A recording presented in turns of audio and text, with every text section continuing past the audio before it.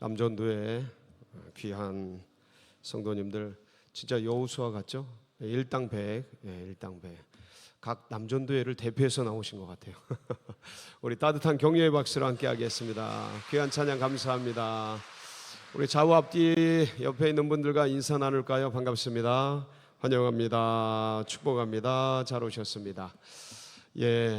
창립 48주년 예배를 앞두고 이렇게 새벽에 날마다 함께 모여서 주님을 찬양하며 예배드릴 수 있도록 인도하신 하나님께 감사드리고, 지금까지 여기까지 흥왕케 하신 주님의 은혜에 감사, 찬양, 영광 올려드립니다. 오늘도 주님께서 우리에게 특별한 은혜와 사랑으로 함께 하실 줄 믿습니다. 특별히 오늘은 우리 유지성 목사님을 함께 모시게 됐습니다. 목사님은 살펴보니까 2019년 3월 달에 저희 교회 부임하셔서 2022년, 그래서 2022년 맞죠? 12월까지 이렇게 섬기시면서 횟수로 4년간 저희 교회에서 아주 열심히 방송실, 또 미디어, 그리고 여러 가지 행정 아주 충성되게, 이분이 ROTC 출신이셔요. 그래서 아주 각이 잡힌 그런 분이신데 아주 정직하고 깨끗하게 그렇게 각 잡힌 모습으로, 그때까지 군기가 들 빠졌더라고요. 오늘 만나보니까 여전히 군기가 들어 계셔요. 아주 그냥 대단하신 분입니다. 수사반장으로 계셔가지고 더욱 그러신 것 같은데, 이렇게 사역을 잘 하시다가 어머님이 개척교회 목사님이셨습니다. 최용숙 목사님께서 그 어머님 하시는 그 목회를 이어받는 것이 꿈이어서 잘 또 창대교회 가서 사역을 감당하다가, 근데 이분이 또 하나님께 큰 복을 받으셨어요. 그래서 창대교회에서, 삼각교회에서 1년간 이렇게 사역을 하시다가 또 이렇게 단독교회에서 아름다운 교회와 이게 통합을 하게 됩니다. 그래서 아름다운 창대교회에 다시 또 담임 목사로 취임을 하는, 벌써 몇 번을 하는지 몰라요. 아주 그래서 이렇게 처음 창대교회 취임할 때 모습이죠. 이게 이제 아름다운 창대교회 단독 건물이고, 저 뒤로 공원이 쫙 펼쳐진, 우리들의 로망, 공원이 뒤로 쫙 펼쳐진 그런 아름다운 교회입니다. 진짜 이름 그대로, 교회명 그대로 아름다운 창대하게 될 교회인데, 이렇게 사역을 잘 하시다가 이제 오늘 또 이렇게 함께 모시게 되었습니다. 하나님께서 우리들에게 큰 은혜와 사랑으로 함께 하실 줄 믿습니다. 우리 함께 말씀 보도록 하겠습니다. 시편 110편 1절에서 7절 말씀, 우리 한 절씩 교독을 하겠습니다. 여호와께서 내 주에게 말씀하시기를, 내가 내 원수들로 내 발판이 되게 하기까지 너는 내 오른쪽에 앉아 있으라 하셨도다. 여호와께서 시온에서부터 주의 권능의 귀를 내보내시리니 주는 원수들 중에서 다스리소서. 주의 권능의 날에 주의 백성이 거룩한 옷을 입고 즐거이 헌신하니 새벽 이슬 같은 주의 청년들이 주께 나오는도다. 여호와는 맹세하고 변하지 아니하시리라. 이르시기를 너는 멜기세덱의 서열을 따라 영원한 제사장이라 하셨도다. 주의 오른쪽에 계신 주께서 그의 노하시는 날에 왕들을 쳐서 깨뜨리실 것이라. 문 나라를 심판하여 시체로 가득하게 하시고 여러 나라의 머리를 쳐서 깨뜨리시며, 다 같이 길가의 시냇물을 마심으로 그의 머리를 드시리로다. 아멘. 우리 드려진 예물 위해서 함께 기도드리겠습니다. 좋으신 주님 감사합니다. 주님의 피로 값주고 산 서울제일교회 48년 전 세우시고 여기까지 주님의 두 손으로 이끌어 주시고 흥왕케 하시고 창대케 해주셔서 감사를 드립니다. 하나님의 이 은혜에 감사하여 주의 백성들이 새벽을 깨우며 존전에 모였습니다. 오늘도 새로운 은혜를 더하여 주시옵소서. 아름다운 창대교회 우리 유지성 목사님 보내주시어서 말씀을 전하시고 은혜를 나눌 때에 하나님 그의 삶에 복을 주시고 듣는 모든 분들에게 성령의 은혜가 흘러가는 축복의 통로가 되게 하여 주시옵소서. 오늘 성령으로 임재하여 주시고 역사하여 주시고 모든 이가 함께하는 분들이 은혜 받는 복된 시간 되어지도록 기름 부어 주옵소서. 아버지 존전에 오르며 귀한 예물 준비하여 올려드립니다. 감사헌금 구제헌금 1000번째 올리오니 우리 주님 받으시고 흠양하시고 만복을 내리어 주옵소서. 그 소원하는 일들이 속히 이루어지도록 축복하여 주옵소서. 말씀 앞에 나아갑니다. 지혜와 계시의 정신을 열어주시어서 하나님의 뜻을 알고 누리고 전하고자 하는 기쁨과 결심이 있도록 축복하여 주옵소서. 감사드리며 우리 구주 예수님의 이름으로 기도하옵나이다. 아멘. 이 시간 새벽 이슬 같은 교회라는 제목으로 말씀을 전하실 유지성 목사님 나오실 때 큰 은혜의 박수로 함께 하도록 하겠습니다.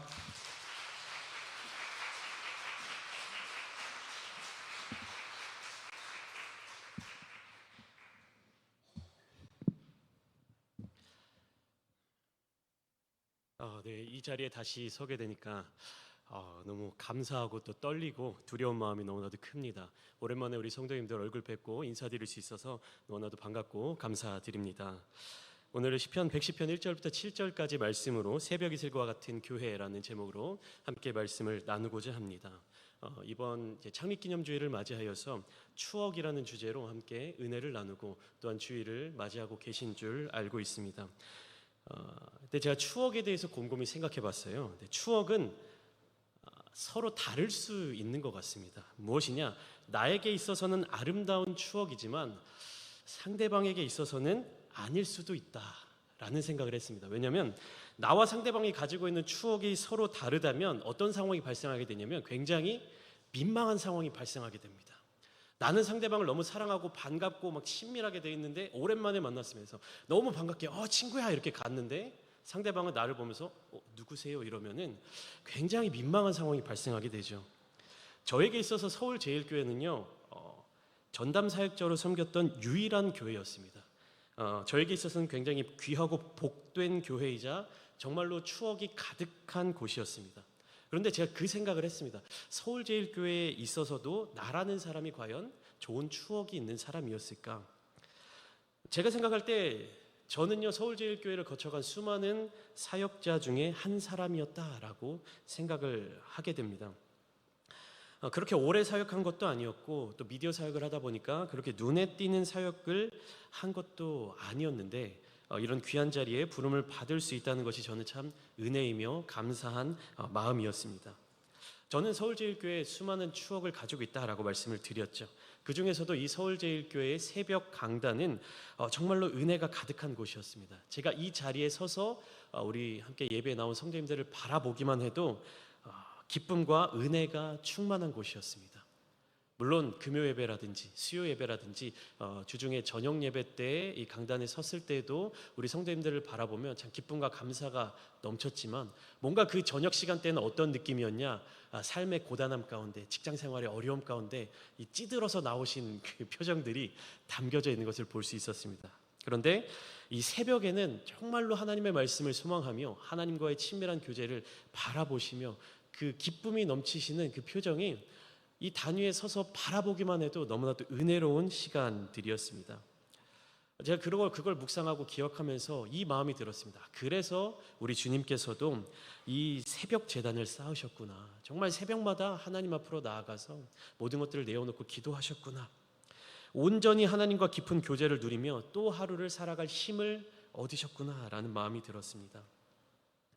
이번 창립기념주일의 주제가 추억인데요. 추억은 결국 무엇이냐? 기억으로부터 시작되는 것입니다.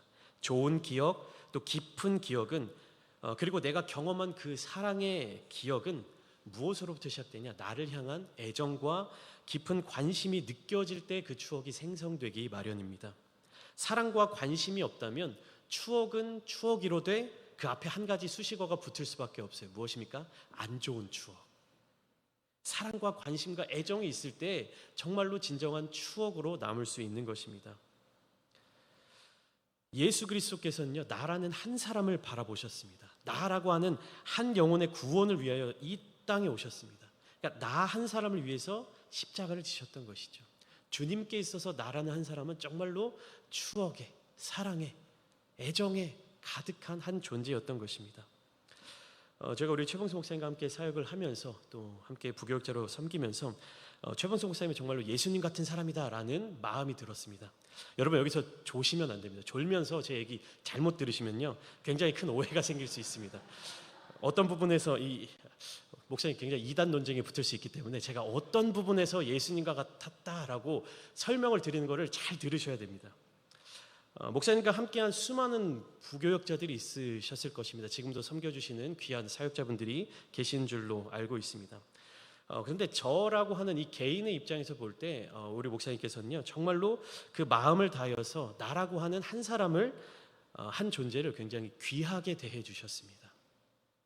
그냥 수많은 어떤 부교육자 중에 한 사람으로, 그냥 그렇게 어떤 직원으로, 부하 직원으로 그렇게 생각하시는 것이 아니라 저라고 하는 한 개인을요, 굉장히 사랑하는 시선으로 바라봐 주시고 굉장히 아껴 주시고 한 사람으로서 굉장히 귀한 존재로 여겨 주셨던 것입니다. 제가 그것이 아직까지도 너무 감사하고 마음에 깊이 새겨져 있습니다. 여러분, 오늘 본문을 살펴보시면요, 시편 110편의 말씀은요, 다윗이 기록한 시입니다. 다윗은요, 그것을 깨달았던 사람이었어요. 무엇이냐? 하나님의 마음을 깨달았고, 성령의 인도하심을 알고 있었고, 또 그리스도의 사명을 알고 있었던 사람이었습니다. 하나님께서 나라고 하는 이 존재를 얼마나 귀하게 여겨주시는지, 나라고 하는 이 사람을 얼마나 소중하게 여겨주시는지, 그것에 대해서 알고 있었던 사람이 바로 다윗이었습니다. 여러분, 우리도 이 다윗과 같이 하나님께서 나를 향하신 그 마음을 깨닫는 자들이 되어야만 합니다. 하나님께서는요, 나라고 하는 이 한 사람을 위하여서요, 예수 그리스도를 보내주셨고 십자가를 감당하게 하셨습니다. 이 땅의 많은 사람들, 이 땅의 수많은 사람들을 위하여 예수님을 보내주시고, 그 어떠한 한 사람 가운데 내가 포함되어 있어서 내가 그 덕을 함께 본 것이 아니라, 여러분, 나를 위하여 예수 그리스도를 보내주셨다는 것입니다. 예수님께서는요, 나 한 사람을 위하여서 십자가를 지신 것이죠. 이 땅에 수많은 사람들이 있지만 만약에 정말로 이 세상 가운데 나 한 사람만 남아 있다 할지라도 예수님은 이 땅에 오셨을 것이고 나를 위해서 십자가를 지셨을 것입니다. 시편에는 여러 가지 종류의 시들이 기록되어 있습니다. 그중 오늘 본문인 시편 110편에 해당되는 양식이 있어요. 그러니까 시의 종류들이 있습니다. 110편이 기록되어 있는 시의 양식은 뭐냐면 탄원시입니다. 탄원시. 탄원시는 어렵게 설명할 수도 있겠지만 좀 쉽게 이야기하면, 내가 고통과 어려움을 겪을 때 하나님께 간절히 도움을 구하는 내용으로 이루어진 시를 의미합니다. 더 쉽게 요약하면 무엇이냐? 시를 쓴 시편의 기자가 하나님 도와주세요 라는 내용이 기록되어 있는 것이 탄원시예요. 무엇이라고? 하나님 도와주세요. 이게 탄원시입니다. 이러한 탄원시의 대상은 대부분 누구를 향해 있냐면 여호와 하나님을 향해 있습니다. 시편의 저자들이 하나님을 의지하며 또 하나님의 도우심을 구하며 또한 도우실 수 있는 능력이 누구에게만 있다? 하나님께만 있다라는 것을 고백하기 때문입니다. 그런데 시편 110편은요, 조금 특별한 의미의 탄원시로 구성되어 있습니다. 왜 그러냐? 간구의 대상이 여호와 하나님께로만 나아가 있는 것이 아니라 한 걸음 더 옮겨져서 누구에게 그 도움을 간구하고 있냐? 왕에게 도움을 구하고 있다라는 것입니다. 이 왕은 누구냐? 예수 그리스도라는 사실이에요. 물론 다윗의 시대에 예수 그리스도라는 단어는 존재하지 않았습니다. 예수 그리스도가 그 다윗의 시대부터 있었던 것은 아니죠. 왜냐하면 그 용어 자체가 그리스어로부터 유래된 것이기 때문에. 그러나 다윗은 태초부터 하나님과 함께 계셨던 그 말씀을 알고 있었고 또한 하나님의 영에 감동된 사람이었습니다. 오늘 본문 1절 말씀을 보시면 이렇게 기록되어 있죠. 여호와께서 내 주에게 말씀하시기를 내가 내 원수들로 내 발판이 되게 하기까지 너는 내 오른쪽에 앉아 있으라 하셨도다. 잠깐 말씀을 띄워주시면 여호와께서 나오는 이 여호와는 누구를 의미합니까? 하나님을 의미합니다.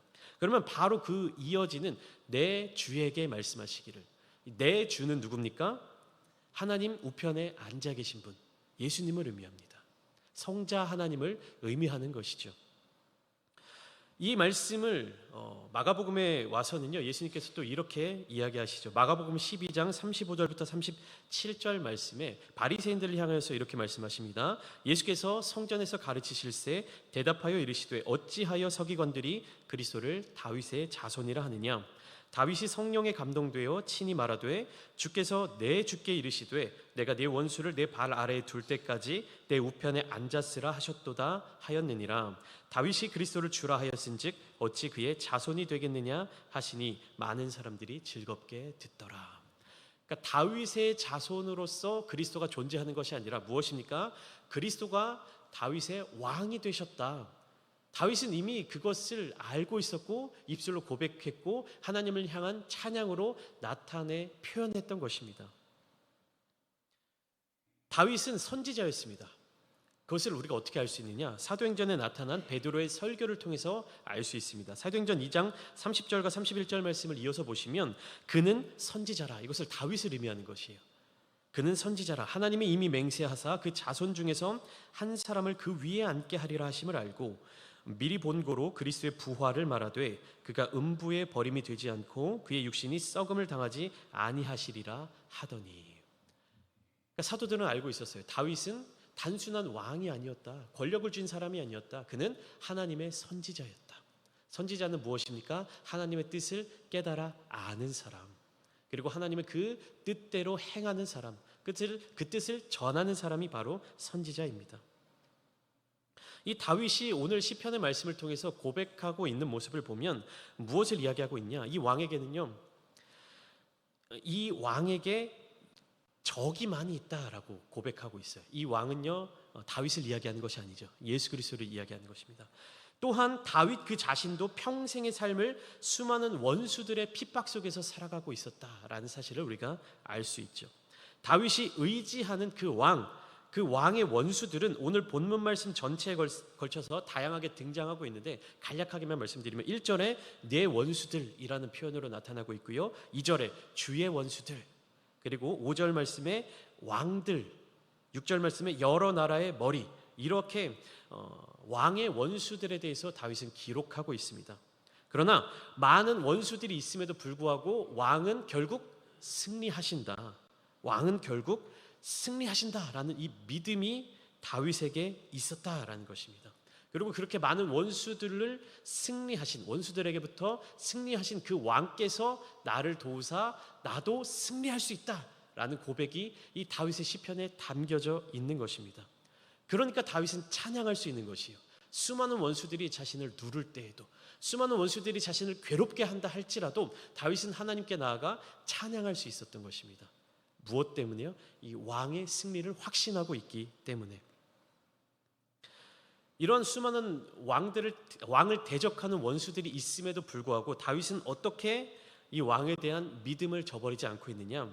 3절 말씀을 보시면 왕을 대적하는 자들 뿐만 아니라 왕을 따르는 자들이 있음을 고백하고 있습니다. 우리 함께 3절 말씀 읽어보겠습니다. 시작. 주의 권능의 날에 주의 백성이 거룩한 옷을 입고 즐거이 헌신하니 새벽 이슬 같은 주의 청년들이 주께 나오는도다. 아멘. 어떤 표현들이 나와 있냐면 주의 백성, 그리고 또 주의 청년. 근데 주의 청년들인데 어떤 청년들이냐? 새벽 이슬 같은 주의 청년들이다. 그러니까 주의 백성, 새벽 이슬 같은 주의 청년들이 곧 누구를 의미하느냐? 그 왕을 따르는 존재들을 의미합니다. 왕의 뜻대로 살겠습니다. 내가 왕에게 속한 자로 살겠습니다 라고 고백하는 존재들이 바로 주의 백성들이며 새벽 이슬 같은 주의 청년들입니다. 여러분, 다윗이 왜 여기에서 새벽 이슬과 같은 이라는 표현을 사용했을까요? 새벽 이슬은 어떤 의미를 가지고 있냐면요, 생명을 살리는 요소입니다. 생명을 살리는 것이요. 이스라엘 땅이 존재하고 있는 그 광야, 사막을 보면 그 광야에 수많은 생명들이 존재하고 있습니다. 땅 밑에서도 그렇고요, 땅 위에서도 그렇고, 식물들과 동물들과 뭐 다양한 존재의 수만 가지 종의 그 종들이 살아가고 있습니다. 근데 우리가 의문이 들죠. 이렇게 어떻게 물이 부족한 곳에서, 이렇게 먹을 것이 부족한 곳에서 어떻게 그 생명들이 삶을 이어가고 있는가라는 질문을 던지게 되는데요. 바로 이 새벽 이슬이 그 모든 생명의 근원이 된다라는 것을 우리가 알 수 있습니다. 새벽 이슬은 어떠한 환경에서 만들어지냐면요, 굉장히 큰 일교차 가운데서 만들어집니다. 최소한 40도 정도의 일교차, 혹은 많이 날 때는 한 60도에 이르는 큰 일교차가 있을 때 새벽 이슬이 맺어진다라는 것을 알 수 있습니다. 해가 떠 있을 동안은 어떻습니까? 40도가 넘어가는 극심한 고온, 그 극심한 더위를 버텨내야만 하는 것이고, 또 해가 떨어진 이후에는 어떠한 모습이냐, 영하로 떨어지는 극한의 추위가 바로 그 이스라엘 광야, 그 사막의 환경이었습니다. 그러니까 낮에는 너무 더워서 견딜 수 없고, 내리쬐는 햇빛 때문에 정말 괴로움을 겪어야 하는데, 해가 떨어지고 밤이 되면 어떻습니까? 그 날씨가 영하까지 떨어지게 되는 거예요. 그러니까 일교차가 한 40도에서 60도 가까이 나는 그 환경이 바로 다윗이 겪어내야만 했던 그 이스라엘의 광야의 기온입니다. 그 극심한 영하의 추위를 막 오들오들 떨고 견뎌내다 보면 시간이 되어서 서서히 저 먼 곳에서부터 동이 터오르기 시작합니다. 동이 터오르면서 그 햇살이 산 너머로, 햇살이 그 광야 가운데로 비치기 시작할 때 조금씩 따스함이 올라옵니다. 그때에 차가웠던 밤 공기를 이 따뜻한 햇살이 비치게 되면서 새벽 이슬이 맺히게 되는 것입니다. 이 새벽 이슬이 맺히게 되는 과정은 굉장히 뜨거움을 견뎌내고 굉장히 추위를 견뎌낸 이후에 작은 햇살로부터 만들어지는 것입니다. 사랑하는 성도 여러분, 온실 속 화초는요, 이 새벽 이슬을 맺을 수가 없습니다. 비닐하우스 혹은 이 따뜻한 이 환경에서 자라나는 식물들은요, 새벽 이슬을 맺을 수가 없습니다. 왜냐하면 극심한 추위, 극한의 더위를 견뎌낼 필요가 없기 때문에. 여러분, 우리는 우리의 삶을 돌아보면서 너무나도 어려운 삶의 환경 가운데 너무나도 견디기 힘든 그 더위와 같은 고난이 있을 때가 있습니다. 또한 우리들의 삶의 자리 가운데 살기 어린 냉혹함이 계속해서 찔러대는 것과 같은 그런 차가움을 견뎌내야 하는 시간이 있습니다. 그러나 이 모든 과정들을 지나고 올 때, 주님을 붙들며 살아갈 때 나도 모르는 사이에 내 안에 하나님이 허락하신 새벽 이슬과 같은 생명이 솟아나게 되는 줄 믿으시기 바랍니다. 또한 새벽 이슬과 같은 청년들이라고 이야기를 하고 있죠. 여러분, 청년이란 어떤 존재입니까? 단순히 나이가 어린 사람을 의미하는 것이 아니에요.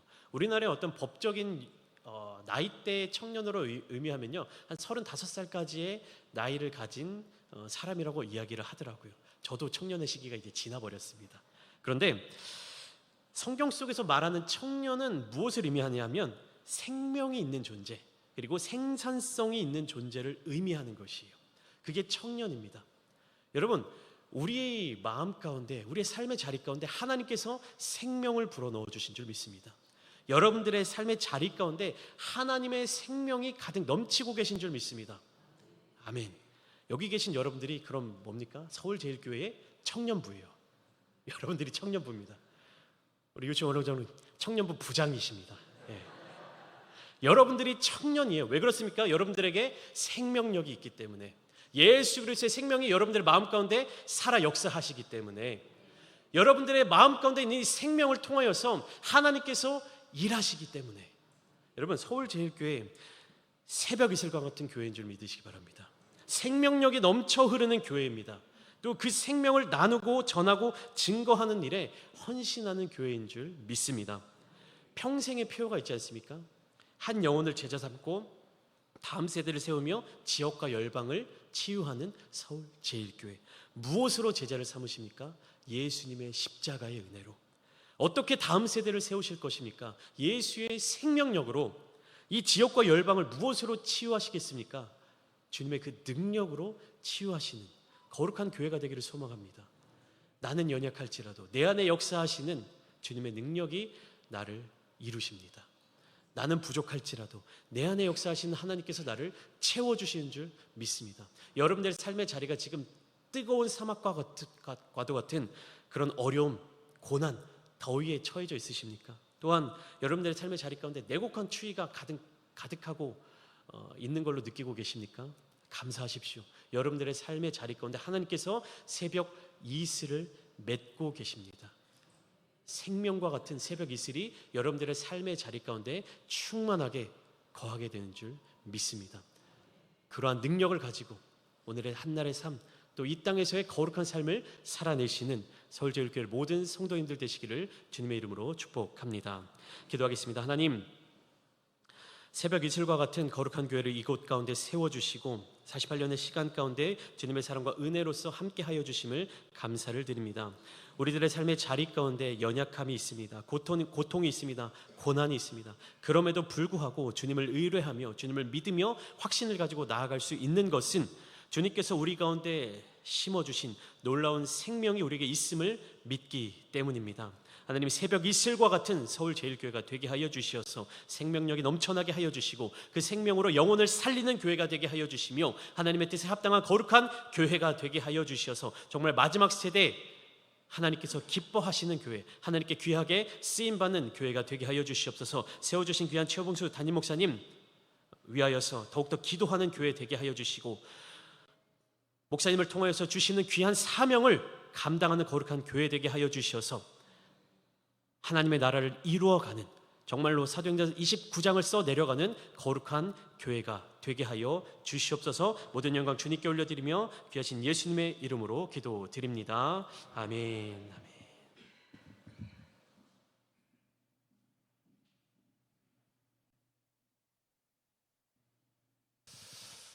귀한 시간이죠. 네, 마음이 따뜻해집니다. 금방 말씀을 나눠주신 유지성 목사님은 아직도 30대입니다. 네. 저희가 사역할 때 테리우스라고 불렀거든요. 머리가 아주 멋있게, 지금 애들이 막 머리카락을 붙잡아서 잘랐답니다. 좀 짧아졌는데 말씀을 들으면서 정말 우리 교회가 새벽 이슬 같은 그런 아름다운 교회가 되기를 소망하고 바라는 마음이 아주 풍성해졌습니다. 우리 아름다운 창대교회도 동일하게 이렇게 새벽 이슬 같은 교회가 될 수 있도록 생명력 있고 생명을 살리는 교회가 될 수 있도록 함께 기도해 주시기 바랍니다. 다시 한번 따뜻한 격려의 박수로 우리 목사님 감사하겠습니다. 고맙습니다.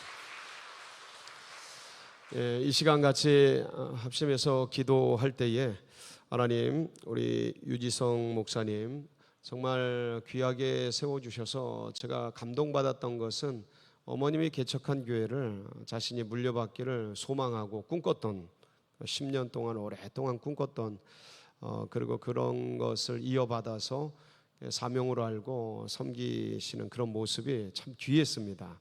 요새 누가 개척교회를 하려고 그래요. 근데 그 작은 교회를 기쁨으로 섬기려는 그런 모습이 너무 아름다웠는데 1년 만에 그렇게 또 아름다운 교회와 창대교회가 통합될 줄은 꿈에도 몰랐거든요. 제가 다 가서 축사를 했는데 그렇게 해서 아름다운 교회가, 아름다운 창대교회가 세워지고, 그리고 오늘 말씀 전하시는 모습을 보니까 와, 30대가 이렇게 설교 잘하는 분은 제가 처음 6.25 사변 이후에 처음 뵙는 것 같아요. 너무 아름다운 귀한 은혜로운 말씀을 전해주셔서 가슴이 뿌듯한데, 우리 유지성 목사님 나아가는 앞길, 또 아름다운 창대교회가 건강하게 새벽 이슬 같은 교회로 세워지고, 그리고 이하영 사모님과 더불어서 시안이가 27개월입니다. 류시안이 27개월이고 유시아가 지금 9개월 됐습니다. 그래서 아들, 딸 이렇게 잘 키우고 계신데 오늘 사모님도 오시려고 그랬는데 애들이 너무 어려서 같이 오기가 힘들어서 혼자 올라오셨습니다. 이 가정이 정말 생명력 있는 아름다운 귀한 가정 되고 아름다운 창대교회가 건강하게 세워져 갈 수 있도록, 그리고 오늘 함께 헌신 예배드리며 귀한 특성을 해주신 우리 남전도회 하나님께서 풍성하게 은혜롭게 우리 건강한 교회로 세워가는데 기둥 같은, 진짜 여호수아 같은 일꾼들이 될 수 있도록, 그리고 이번 창립기념 기관 찬양제와 창립기념 예배가 은혜 중에 풍성하게 진행되고, 둔촌동 시대가 활짝 열리고 포리온 아파트 예비된 영혼들이 주님의 교회로 올 수 있도록 여러분 각자의 기도 제목 붙들고 우리 뜨겁게 주여 한번 부르짖고 기도하며 나갑니다. 부르짖습니다. 주여